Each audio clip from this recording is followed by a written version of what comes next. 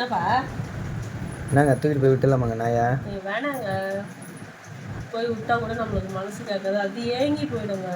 ஏக்கமா இருக்குமா? ஆமாங்க. ஆள் இல்லைன்னு ஏங்கிடும்.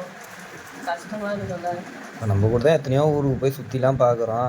திருப்பி வருமா அந்த இடத்தோட ஞாபகம் கொஞ்சம் இருக்கும். அதுக்கப்புறம் மறந்துடும்ல. அந்த மாதிரி தாங்க அதுவும். ஏங்க நாய்க்கும் மனுஷாளுக்கும் ஒரு இது இல்லை. எதுக்கு வந்து நாய் வந்து நன்றி உள்ளதுன்னு சொல்றாங்க. அந்த இப்போ நாய்க்கு நன்றி இருக்குன்றீங்க? ஆமா. அதுக்கு எவ்வளோ நன்றி இருந்தா நீ எப்போ போனாலும் சரி அது அவ்வளோ நன்றியோட இப்போ அதை எடுத்துகிட்டு போய் விட்டா அது ஏக்கமாயிடும்ன்றீங்க? ஆமாம் ஆமாம். சரி, நான் ஒரு கேள்வி கேட்குறேன், பதில் சொல்கிறீங்களா? என்ன கல்யாணம் பண்ணிட்டீங்க வந்தீங்கல்ல, அப்போ உங்கள் அப்பா அம்மா உன்னை எத்தனை வருஷமாக வளர்த்தாங்களே, அப்போ ஏக்கம் இல்லையா அவங்க மேலே?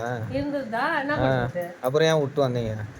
அப்பா அம்மா தான் முக்கியம்ட்டு வீட்லேயே இருக்க வேண்டியது தானே? அதுதாங்க ரியாலிட்டி.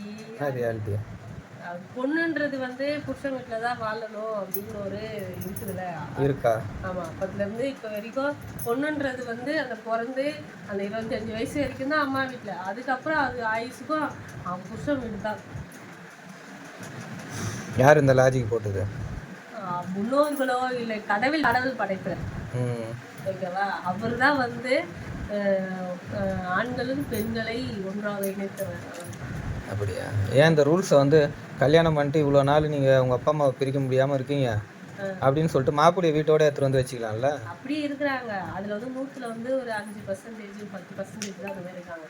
மற்றதெல்லாம் புருஷனோட வீட்டில் தான் போயிருந்தது. காலத்துக்கு உழைச்சி போட்டுன்னு இருக்கணும். என்ன பண்ணுறது? நீங்கள் அந்த கதையை விடுங்க. நாயை கூப்பிட்டு போய் விட்டா பாவம் ஏங்கி போயிடும். நீங்கள் உங்கள் அப்பா அம்மாவை விட்டுட்டு வந்து நீங்கள் மட்டன் பிரியாணியாக சாப்பிட்றீங்களே, அவங்க ஏக்கம் உங்களுக்கு இருக்கா இல்லையா? அதுதான் அடிக்கடி போய் பார்த்தனால எங்கள் அம்மாவே என்னை வந்து பார்க்குறாங்களே. அதேமாரி நாயை நம்ம போய் பார்த்துட்டு வரலாம். இதுலேருந்து என்ன தெரியுது? நாய்க்கு கூட நன்றி விசுவாசமும் ஏக்கமும் இருக்குது. ஆனால் அந்த பெண்களுக்கு வந்து அந்த நன்றி விசுவாசமும் ஏக்கமும் கிடையாது. பெத்த அப்பா அம்மா கூட எங்களுக்கு முக்கியம் கிடையாது. எங்களுக்கு ஒரு அடிமை வேணும், அந்த அடிமை வந்து கணவராக இருக்கணும் அப்படின்னு ஒரு ரூல்ஸை ஃபாலோ பண்ணி. வேற அடிமையா ஆக்கி வச்சிருக்க பெண்களை ஆண்கள் தான் அடிமையாக்கி வச்சிருக்காங்க பெண்களை.